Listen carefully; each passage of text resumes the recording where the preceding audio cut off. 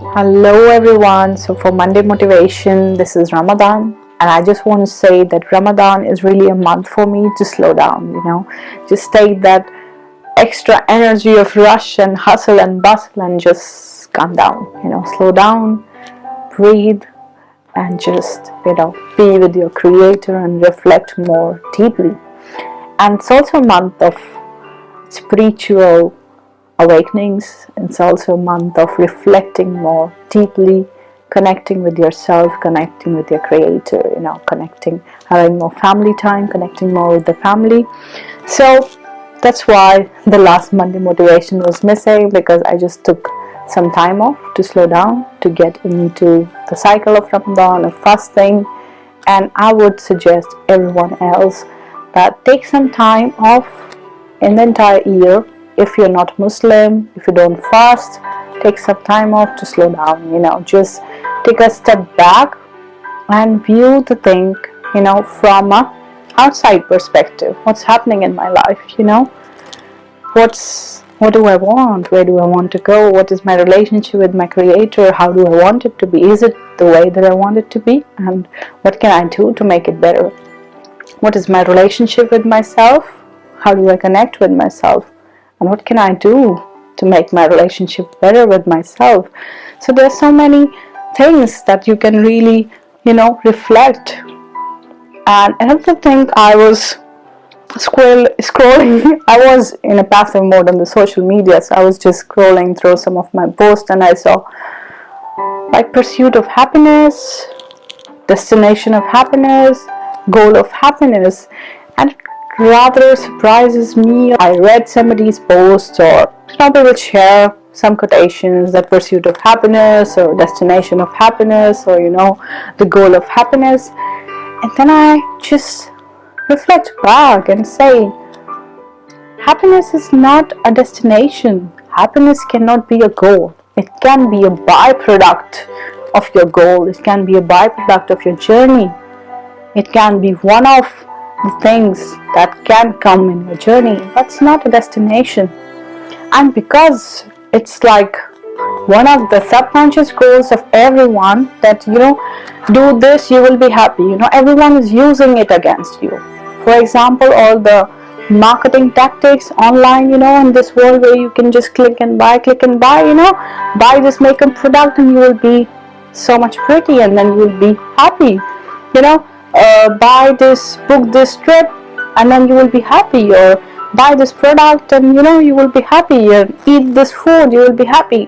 So everyone is just using this to gain their goals or benefits. But how does it benefit you?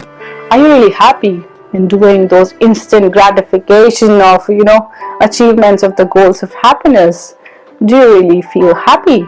Or are you happy 24/7 over the year? It's not possible, right? And I have been saying this over a lot of my videos, that happiness is an emotion you feel on the way, but there are a lot many emotions you feel in a day, and you cannot be in one consistent emotion all the time. No. You can have different goals, but happiness cannot be a goal. It can be a byproduct. It can come with it, and you cannot run after it. No, you cannot. Otherwise, you will just spend all your life chasing a mirage, because it doesn't happen. It's not a consistent place or something where you just go and buy and do this and you will be happy forever. No. Whatever prompts or instant gratification you can get can make you happy for a few minutes or moments or day or weeks, and that's it. You're back to your normal state.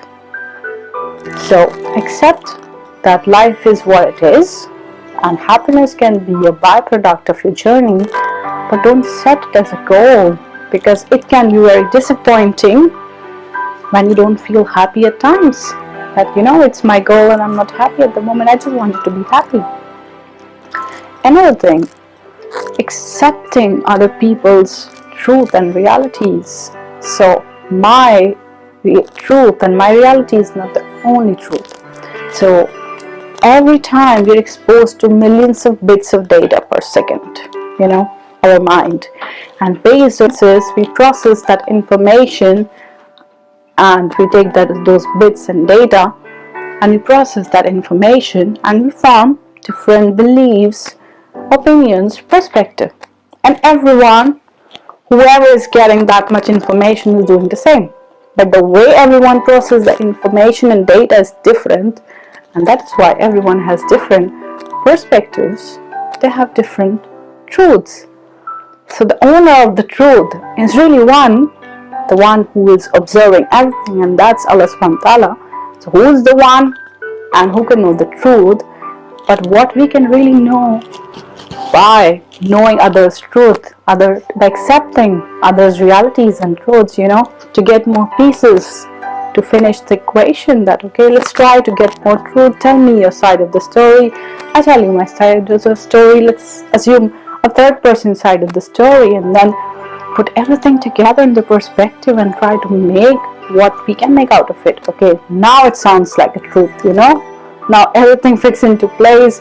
This is what happened, this is what he said, this is how she felt, this is what I felt because of X, Y, and Z. And then you come to find, more wholesome truth. But the truth is still, the reality still lies with your creator. You can try to, I would say, add or summarize and get from everybody's perspective more of the truth. So listening is so important. When you listen to others, when you let them speak, when you try to understand the reality, what's your perspective? What do you think? What do I think? What does somebody else think?